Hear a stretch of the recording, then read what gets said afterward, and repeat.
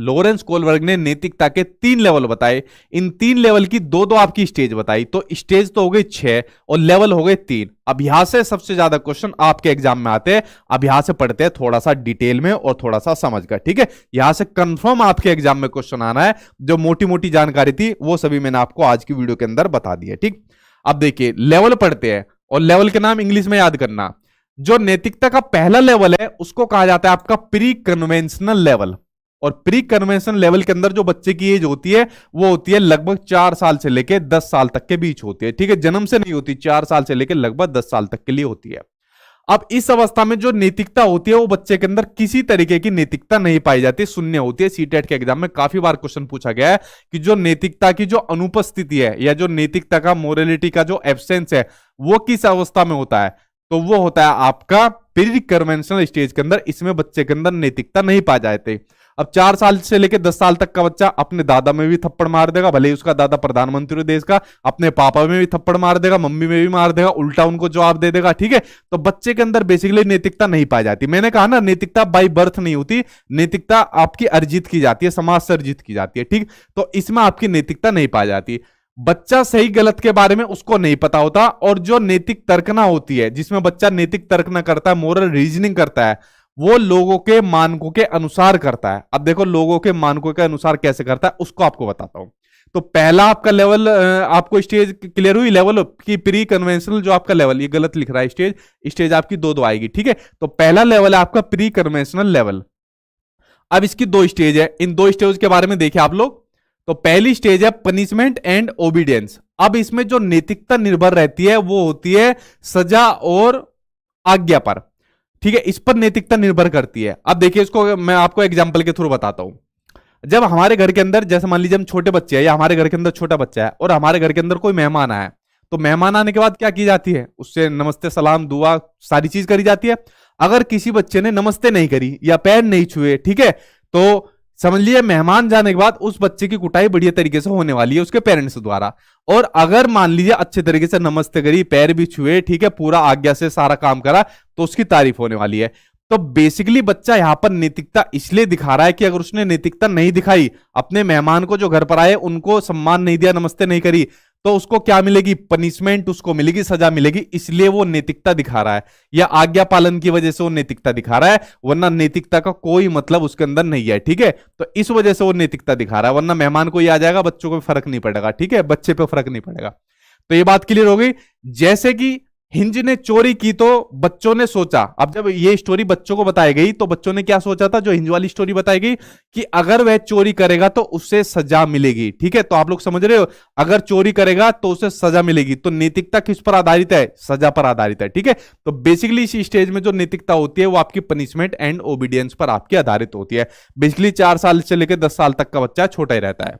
अब इसी की जो आपकी दूसरी स्टेज आपकी इंस्ट्रूमेंटल रिलेटिविस्ट इंडिविजुअलिज्म, ठीक है। इस अवस्था को कहा जाता है जैसे को तैसे की अवस्था, ठीक है। जैसा तुम मेरे साथ करोगे वैसा मैं तुम्हारे साथ करूंगा, तो जैसे के तैसे की अवस्था इसको कहा जाता है।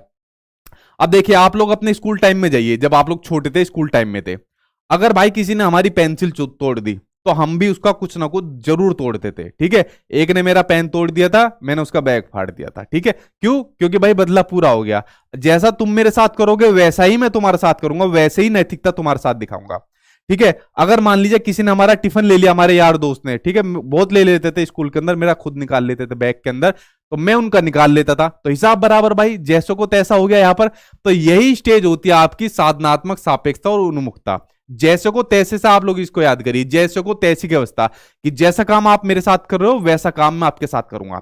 अब आपके सीटेट के एग्जाम में एक क्वेश्चन आया था, नाम तो मैं उन बच्चों को भूल रहा हूं, कि एक बच्चे ने उसका जो है पेंसिल को तोड़ दिया था और दूसरे बच्चे ने उसके खाने को चुरा लिया था। और उसके अलावा जो तीसरा बच्चा था ये पूरे प्रकरण को देख रहा था, लेकिन उसने प्रिंसिपल से जाके शिकायत नहीं करी। उसने कहा हिसाब तो बराबर हो गया, जैसा उसने कहा करा वैसा उसने कर दिया, तो यहां पर हिसाब बराबर हो गया। तो यहां पर किस अवस्था के अंतर्गत ये आपका कंसेप्ट आता है, तो ये किसके अंदर आता है, इंस्ट्रूमेंटल रिलेटिविस्ट इंडिविजुअलिज्म के आपका अंदर आता है, ठीक है। तो समझ गए, आप लोगों ने स्कूल में खूब करा होगा, मुझे पता है कोई बच्चा ऐसा नहीं है जिसने ना करा हो, ठीक है। छोटे बच्चों ने सभी ने ये वाला काम करा है। अगर किसी ने आके हमारे थप्पड़ मार दिया तो हम भी उसको उल्टा ही थप्पड़ मारते थे, तूने मेरे मारा ले मैं तेरे थप्पड़ मारता हूं, लात मारता हूं। ये काम आप लोगों ने सभी ने करा हुआ है, ठीक है। तो आप लोग समझ गए, इस स्टेज के अंदर ये वाला काम होता है जब बच्चे की लगभग उम्र 4 साल से लेकर 10 साल तक होती है, और आपका प्री कन्वेंशनल स्टेज के अंदर होता है, ठीक। तो पहला लेवल आपका क्लियर हुआ। अब पहले लेवल के बाद बढ़ते हैं आपके दूसरे लेवल की ओर, जो आपका कन्वेंशनल आपका लेवल होता है। कन्वेंशनल लेवल के अंदर जिसमें बच्चे की उम्र होती है लगभग 10 साल से लेकर 13 साल तक का बच्चा है। अब बच्चा थोड़ा सा बड़ा हो गया।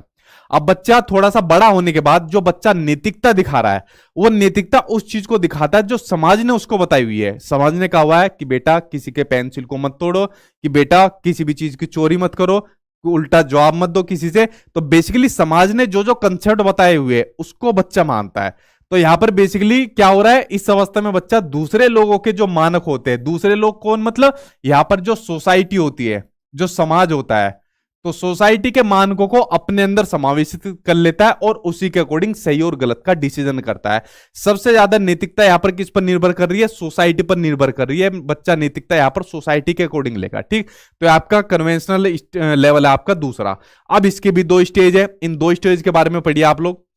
इसकी जो पहली स्टेज है जिसमें जो होती है आपकी good boy and good girl की, ठीक है, अच्छा लड़का और अच्छा लड़का बनने की उन्मुखता। अब देखिए ये आप सभी के अंदर हुई, एक सेकंड, ये आप सभी के अंदर पाई गई थी जब आप लोग स्कूल के अंदर थे। कोई बच्चा ऐसा तो नहीं है कि अच्छा लड़का अच्छा लड़की की बने बैड बॉय बनना चाहता हो, नहीं होगा कोई भी ऐसा जो 10 साल से लेकर 13 साल तक का बच्चा होगा। हर कोई अच्छा बनना चाहता था कि स्कूल में मैं फर्स्ट प्राइज लेकर आऊं, मेरे दोस्त यारों के बीच में मेरा नाम हो, मेरी रेस्पेक्ट हो, मेरे जो रिश्तेदार आते हैं उनके बीच में मेरा नाम हो। तो हर कोई अच्छा बनने की आशा रखता था इस स्टेज के अंदर, ठीक है। तो इसमें दूसरों के साथ भला बनकर अनुमोदन किया जाता है, मतलब दूसरों के लिए सामने अपनी एक इमेज बनाई जाती है अच्छा बनने की, ठीक है। और गोल्डन रूल का विचार भी इसी अवस्था के अंदर आपका होता है, ठीक है। तो बेसिकली इस अवस्था के अंदर बच्चा क्या काम करा, अच्छा बनने की, अपने आप को सुपीरियर दिखाने का काम करता है।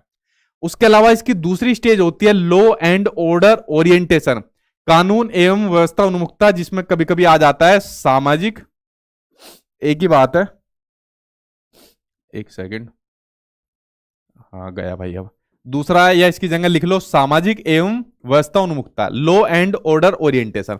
अब देखिए इसमें इस लेवल में बच्चा क्या काम करता है, सारे काम जो जो सोसाइटी ने उसको बताए हुए हैं उसी को आधार पर नैतिकता करता है। अब सोसाइटी के अंदर क्या बताया हुआ है, जैसे हमारे परिवार वालों ने या फिर और किसी ने भी स्कूल के अंदर, कि रेड लाइट होने पर रुक जाना चाहिए, ठीक है, वरना कानून का उल्लंघन होता है। तो सोसाइटी ने ये चीज बता दिया और बच्चा डिसीजन भी किसके अकॉर्डिंग ले रहा है, सोसाइटी के अकॉर्डिंग डिसीजन लेता है आपने। तो सोसाइटी ने बता दिया, घर परिवार वालों ने, मम्मी पापा ने, किसी ने भी बता दिया कि रेड लाइट पर रुक जाना चाहिए, तो बच्चा रेड लाइट पर रुक जाएगा और दूसरों को भी कहेगा कि नहीं आप लोग रेड लाइट पार मत करिए, गंदी बात है, ठीक है। तो यहां पर क्या हो रहा है, लॉ एंड ऑर्डर ओरिएंटेशन, बच्चा समाज यहां पर लॉ एंड ऑर्डर को बहुत ज्यादा प्राथमिकता देता है, बहुत ज्यादा उसको मानता है, ठीक है। तो इसमें बच्चा कानून तथा सामाजिक व्यवस्था को बनाए रखने की भावना विकसित करता है। इसमें सारे जो जो समाज के नियम होते हैं उन सभी समाज के नियमों को बच्चा मानता है जब बच्चा 10 साल से लेकर 13 साल तक का होता है, जब आपका कन्वेंशनल स्टेज के अंदर होता है। तो 2 स्टेज हो गई आपकी, 2 लेवल, सॉरी, ठीक है। अब बच्चा तीसरा और लास्ट लेवल। अब देखिए तीसरा और लास्ट लेवल बचा है, इसके ऊपर आप लोग नजर डालिए। अब तीसरा लेवल जो आपका बच्चा है वो बच्चा है आपका पोस्ट कन्वेंशनल स्टेज। अब बच्चा यहां पर 13 साल से ऊपर का हो गया। देखिए प्री कन्वेंशनल जो आपकी स्टेज थी उसमें बच्चे में नैतिकता नहीं पाई गई, उसके बाद कन्वेंशनल स्टेज आ गई, उसमें नैतिकता सोसाइटी के अकॉर्डिंग बच्चा डिसीजन लेता है। लेकिन प्री पोस्ट कन्वेंशनल स्टेज के अंदर बच्चा खुद के, अगर उसको लगता है ये काम सही है तो सही है, अगर लगता है गलत है तो गलत है, तो खुद के अकॉर्डिंग डिसीजन लेता है। इसमें बच्चा समाज की नहीं मानता। इससे पहले वाली स्टेज के अंदर बच्चा क्या काम करता है कि रेड लाइट होने पर रुक जाना चाहिए, इसको पार नहीं करना चाहिए, ठीक है, लॉ एंड ऑर्डर को मानता है बस। बट इस स्टेज के अंदर वो बच्चा रेड लाइट को भी तोड़ देगा। क्यों? अगर मान लीजिए रेड लाइट पर कोई एक्सीडेंट हो गया किसी का, तो वहां जाकर उसको हेल्प नहीं करेगा या रेड लाइट का ग्रीन होने का वेट करेगा? नहीं करेगा वो, ठीक है। वो रेड लाइट को तोड़ देगा, वो छूटते ही कहेगा कि नियम हमारे लिए बने हैं, हम नियमों के लिए नहीं बने। तो यहां पर बच्चा जो नैतिकता दिखा रहा है वो सोसाइटी के अकॉर्डिंग नहीं दिखा रहा है, वो खुद के अकॉर्डिंग यहां पर नैतिकता यहां पर दिखा रहा है, ठीक है। तो इसमें डिसीजन खुद से लिए जाते हैं, ना कि सोसाइटी के जरिए लिए जाते हैं कि क्या सही है क्या गलत है। जैसे एक आपको एक छोटा सा एग्जाम्पल देता हूं, आप लोगों से जुड़ा हुआ है। अब देखिए जैसे मान लीजिए घर पर जैसे रिश्ते आते हैं, शादी के लिए रिश्ते आते हैं। अब यहाँ पर शादी के लिए किसी की गवर्नमेंट जॉब लग गई, गवर्नमेंट जॉब लगने के बाद लड़की वालों से कहेंगे कि भाई इसके तो सरकारी नौकर है, तो 50 लाख की शादी तो करनी चाहिए, या 20 लाख की शादी करनी चाहिए, 50 लाख की करनी चाहिए। क्यों? क्योंकि समाज में ये प्रथा चल रही है, सबको पता है गलत प्रथा है, लेकिन सोसाइटी ने इसको सही माना हुआ है। अगर बच्चा इससे पहले वाली स्टेज के अंदर होता, उसको इतनी नॉलेज नहीं रहती, वो कहता हाँ सब लोग तो मान रहे हैं सोसाइटी में, तो सही होगा फिर तो ठीक है। लेकिन जब बच्चा पोस्ट कन्वेंशनल स्टेज के अंदर जाता है, वो कहता है ये बात गलत है, ठीक है, ये दहेज प्रथा गलत है, मैं इस दहेज को बिल्कुल भी नहीं लूंगा। या कुछ कहेंगे कि नहीं हम तो अपनी लड़की को दे रहे हैं, क्यों दे रहे हो भाई, मैं नहीं लूंगा किसी भी चीज को। अब बच्चा सोसाइटी के अकॉर्डिंग नहीं चल रहा है, अब बच्चा सोसाइटी के हाथ से गया बाहर, ठीक है। तो इसमें जो नैतिकता होगी, अब बच्चा खुद के अकॉर्डिंग डिसीजन लेगा, ना कि सोसाइटी के अकॉर्डिंग लेगा। तो आप लोग समझे तीसरे लेवल को। अब इस तीसरे लेवल की आपकी 2 स्टेज होती है, इनके बारे में पढ़िए। इन्हीं स्टेज में से बेसिकली आपका क्वेश्चन आता है लेवल और लेवल में से, ठीक है। जो इसकी स्टेज आपकी पहली सोशल कॉन्ट्रैक्ट ओरिएंटेशन, कि इसमें किशोर ये मानते हैं कि नियम लोगों के लिए भले ही है, अगर किसी नियम से किसी का नुकसान होता है तो ऐसे नियमों को तोड़ देना चाहिए। जैसे मैंने कहा, अगर रेड लाइट पर किसी का एक्सीडेंट हो रहा है तो कोई भी आदमी होगा, बच्चा होगा, तोड़ देगा कि सबसे पहले जाके उसकी जान बचाओ, बाद में नियम है। यही तो आप लोग भी करोगे आज की डेट के अंदर। लेकिन जब आप लोग छोटे बच्चे थे, 10 साल से लेकर 13 साल तक की उम्र तक के थे, तो क्या आपके मन में ऐसा विचार आता था? शायद ही बहुत कम लोगों के अंदर आता हो, ठीक है, क्योंकि वहां पर सोसाइटी के अकॉर्डिंग बच्चा डिसीजन ले रहा है, ठीक। तो आप लोग ये पहला समझ गए। अब इसकी जो लास्ट आपकी जो स्टेज है, वो लास्ट स्टेज आपकी यूनिवर्सल एथिकल आपका प्रिंसिपल ओरिएंटेशन, सार्वभौमिक नैतिक सिद्धांत उन्मुखता। इसमें मैंने आपको बता दिया कि इस लेवल के अंदर बच्चा क्या काम कर रहा है, खुद के अकॉर्डिंग डिसीजन ले रहा है। तो इसमें किशोर दूसरे के विचारों से नहीं, किसके विचारों से, अपने खुद के मानों के अकॉर्डिंग व्यवहार करता है, ठीक है। इसमें किशोर दूसरे के फायदों के लिए अपनी जान पर भी खेल जाता है। जैसे एग्जाम्पल के लिए मेरे फेवरेट भगत सिंह जी, तो अब इनकी फैमिली ने इन्हें खूब बताया होगा कि अभी तो भाई आपकी एज कम है, अभी तो आपके सामने पूरी जिंदगी पड़ी है, अभी आपकी शादी भी होगी, नौकरी भी होगी, सब काम हो गए। तो सोसाइटी ने इन्हें बताया, आप लोग जो आंदोलन कर रहे हो, जो इस तरीके से उपद्रव कर रहे हो, दुनिया भर की चीज कर रहे हो, तो ये इनकी फैमिली ने, इनके दोस्त यारों ने खूब बताया होगा। तो लेकिन इन्होंने उस चीज को नहीं माना, इन्होंने कहा ये सब चीज बाद में होती रहेगी, पहले सबसे पहले मेरे लिए मेरा देश है, मैं अपने देश को बचाने के लिए, देश को आजाद कराने के लिए अपनी जान पर भी खेल जाऊंगा, ठीक है, मैं मरने को भी लिए तैयार हूं अपने देश के लिए। तो यहां पर अब वो क्या काम कर रहा है, कैसा व्यवहार प्रदर्शित कर रहा है, जो खुद डिसीजन लेना चाहता है, वरना उसकी सोसाइटी के अकॉर्डिंग डिसीजन लेता तो आपका कन्वेंशनल स्टेज के अंदर पहुंच जाता है, ठीक है। तो आप लोग समझ रहे हो, यहां पर वो दूसरे फायदों के लिए अपनी जान पर खेल जाते हैं, और व्यवहार कैसे करते हैं, खुद के मानक के अकॉर्डिंग करते हैं, जो उन्हें खुद लगता है। तो भगत सिंह जी ने बहुत क्रांतिकारी फैसला लिया, और हमारे देश के लिए देखो अपने जान मतलब इन्होंने न्यौछावर कर दी। तो जितना भी इनको बोला जाए उतना ही कम है। तो आप लोग समझ रहे हो, तो ये भी किसी स्टेज के अंदर आ रहे हैं, यहां पर ये आपके पोस्ट कन्वेंशनल आपके लेवल के अंदर आ रहे हैं, यानी खुद से डिसीजन ले रहे हैं, सोसाइटी के अकॉर्डिंग यहां पर डिसीजन नहीं ले रहे, ठीक। तो फ्रेंड्स देखिए, जो आपके लॉरेंस कोलबर्ग के सिद्धांत था वो मैंने आपको बताए, उसके आपके जो 3 लेवल होते हैं, प्री कन्वेंशनल, कन्वेंशनल और पोस्ट कन्वेंशनल, उनको बारे में बताया। फिर उनकी जो 2-2 स्टेजेस होती है, टोटल मिला के 6 स्टेज हो गई, वो आपको बताई। इसके बाहर आपका मुझे नहीं लगता कोई भी